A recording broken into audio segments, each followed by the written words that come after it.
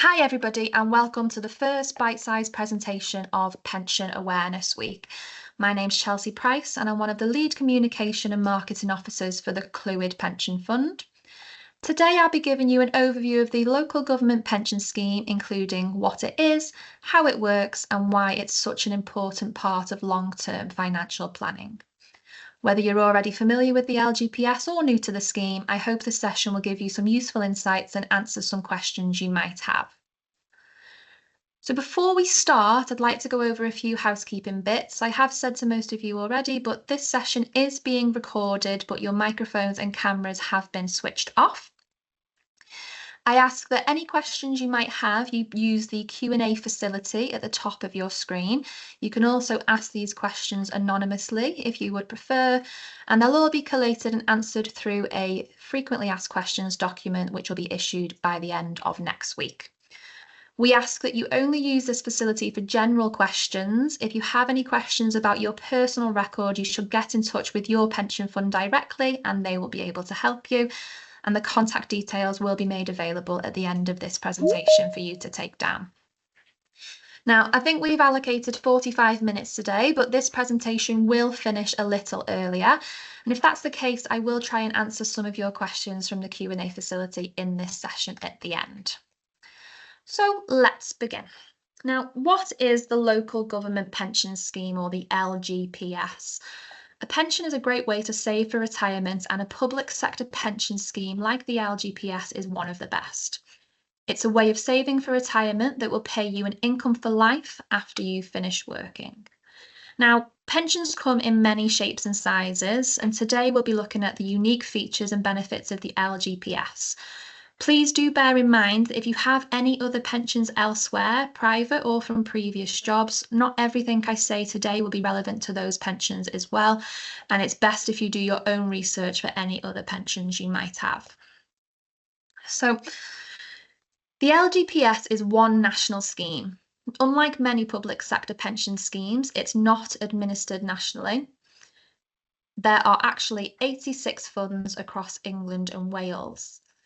And there are broadly three types of members. You have active members like yourselves. These are those who are currently paying contributions into the scheme.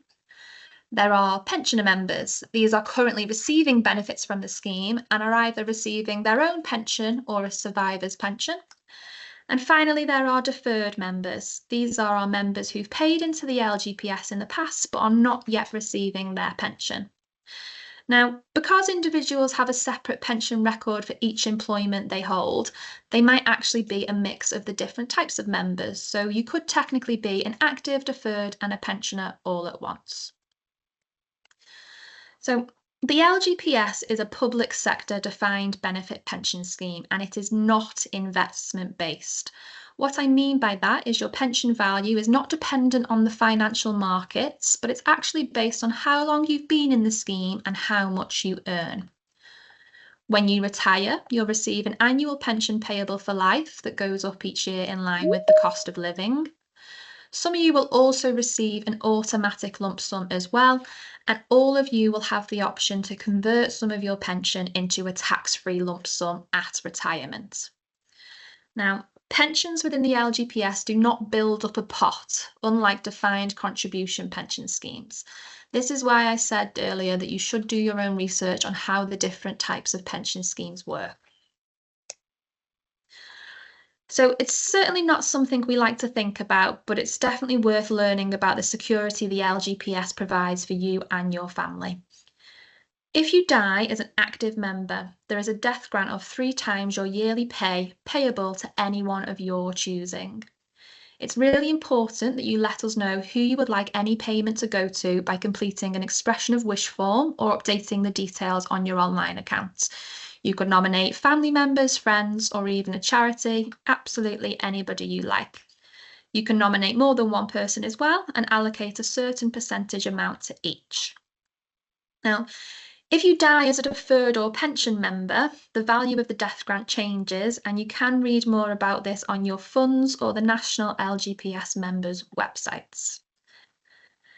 In addition to the death grant, there's also a survivor's pension. You don't need to make a nomination for this payment, and it's payable to your spouse, civil partner, eligible cohabiting partner, and any eligible children. When completing the relevant application forms after death, your next of kin will need to provide the relevant certificates and documentation to claim the survivor's pension. An eligible cohabiting partner would need to provide proof of cohabitation and financial dependency or interdependency, as well as meeting other criteria. It's a good idea to discuss this with your cohabiting partner so they understand what would be expected of them in the event of your death.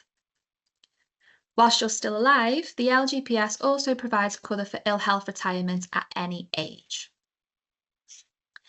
So those are all the benefits, but what does it actually cost you? So you would have all seen that deduction on your payslip, and your contributions are based on your pay. So your employer will work out which band of this table on screen that you belong to and deduct the relevant amount of pension from your pay. If you earn enough to pay tax, you'll also receive tax relief on your LGPS contributions.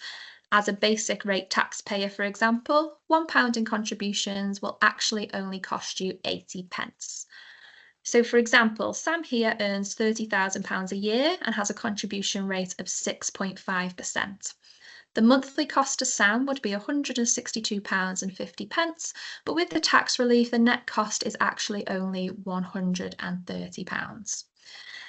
Your employer pays contributions too, sometimes at a percentage of over 3 times your own, meeting the rest of the cost of providing you with your pension.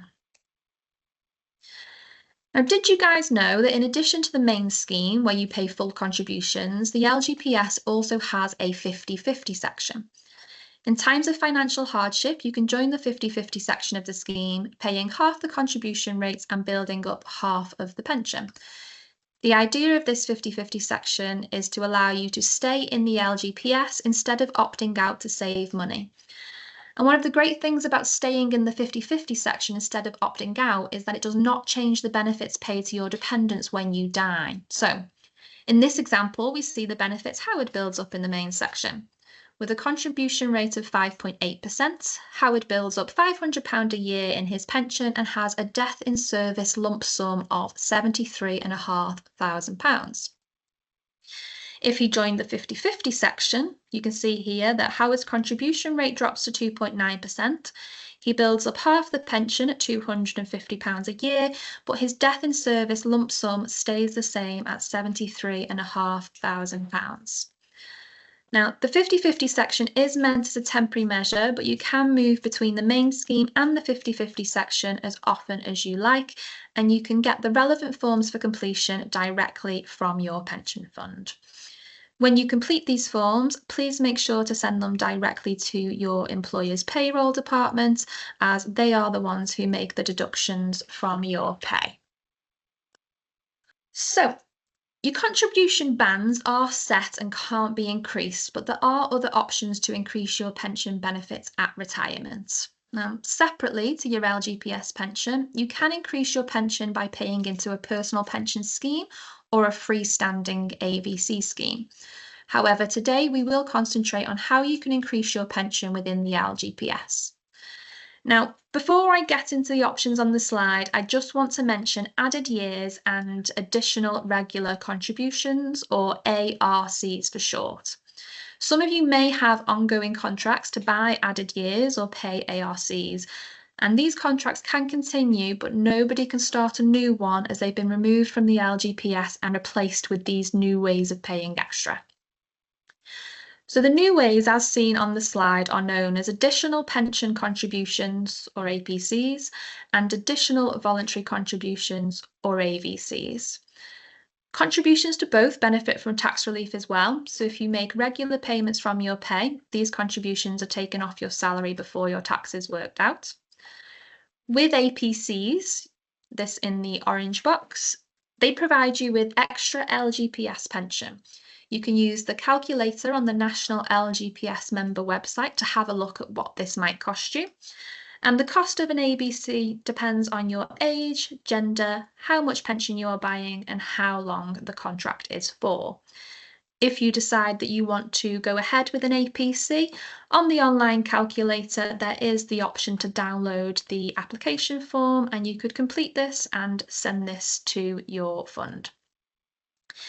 Now, AVCs are slightly different as they're actually an investment-based option with low, medium, and high-risk pots linked to your LGPS benefits. The AVC provider depends on who your fund uses, so get in touch with them to ask if you're interested.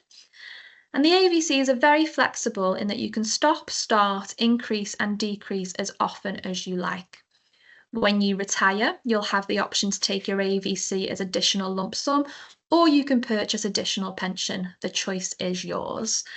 Now, if you wanted to take out an AVC, there are two options. The first is a regular AVC, for which you would go directly to the AVC provider to set that up. But some of you may have the option to set up a salary sacrifice shared cost AVC. That depends on your employer, not your pension fund. So get in touch with your employer's payroll departments to see if that's something they offer. And if it is, they will guide you through the process of applying. Now, if you leave the LGPS before you retire, your APC and AVC payments will stop.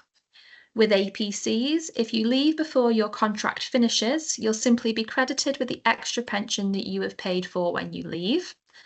And with AVCs, they will remain invested until you decide to take them. You may instead transfer your AVC to another pension provider should you wish as well. Now, moving on now to working out your pension. So I said earlier that your pension is based on how much you earn and how long you're in the scheme, so it's time I explain that to you.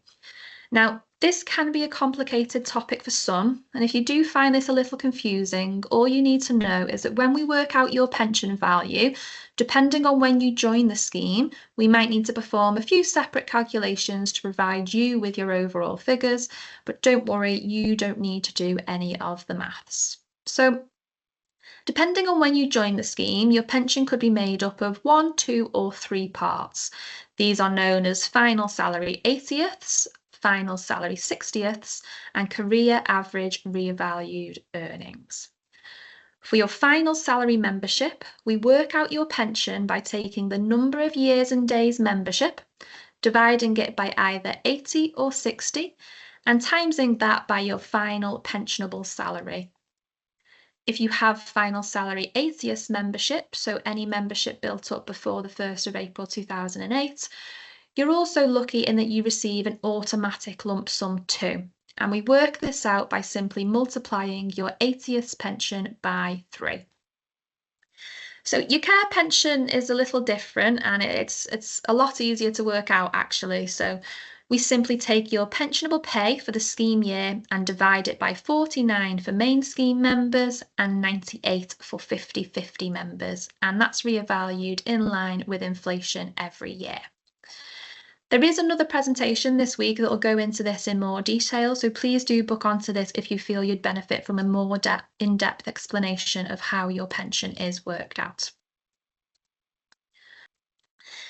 What happens leaving the LGPS? So not everyone will stay in the LGPS until they retire. In fact, most people will have many jobs in their working life. So what happens to your pension if you leave before retirement? If you're an LGPS member for more than 2 years, you'll have deferred benefits. You can leave your pension in the LGPS and take it when you are ready, from age 55 at the earliest and with reductions. If you join a different pension scheme, you'll have the option to transfer your LGPS pension. However, you should be mindful of the risks involved in transferring your benefits. You'd be giving up the guarantees offered by the LGPS, and there is a risk of scams as always. If you rejoin the LGPS, either with the same fund or a different one, you could potentially combine your 2 periods of membership into one. And finally, if you have less than 2 years membership, you could take a refund of the contributions you've paid in, as you wouldn't have met the vesting period to be eligible for a pension at retirement. So speaking of scams, can you spot the warning signs of a pension scam? Scammers' tactics include offering free pension reviews or health checks, promising better returns on savings, suggesting you try to take your pension benefits before age 55, promoting tax loopholes, pension loans, or upfront cash, forcing you to act quickly with tight deadlines or once-only deals, contacting you out of the blue. Now, you should know that cold calling about pensions is against the law. No company should contact you about your pension unless you have asked them to. If you're unsure, take a step back and don't make any rush decisions. Check who you are dealing with by searching the Financial Services Register and the FCA warning list. Once you've transferred your pension into a scam, it's often too late and you could end up losing all of your savings. We recommend independent financial advice, and for some transfers, this is actually compulsory. So last but not least, we're almost finished. I just want to mention your annual benefit statements, which will have been either posted to you or published to your online accounts last month. They're really important documents and can help you decide if you're on track for retirement or if you need to think about paying a little extra. It's important to check your statement each year. The figures in your statement are based on what has been provided to your fund by your employer, and it's up to you to check these details are correct. So, for example, your salary details, your pay, your hours. Please contact your employer if you think any of the details are incorrect. The statement provides you with current value of your benefits and a projection to your normal pension age. And the statement also provides you with estimates of the death grant and partner's pension that would be paid if you die as an active member. And if you do have a look at the statement and it confuses the life out of you, you're not alone. Please try and book on to tomorrow's webinar on understanding your annual benefit statements. And some funds have also created videos to help you understand their statements. So head over to their individual websites and have a look if there's a video on there or some guidance notes to help you along. So that's all from me. Thank you so much for taking the time to listen today. I hope this has cleared up any questions you might have had and shown you just how valuable your pension really is. Now, I appreciate it's not always the easiest thing to get your head around, but it is a big part of your future, so it's worth knowing how it works. If you've got any questions or just want to chat about your pension, please get in touch with your pension funds.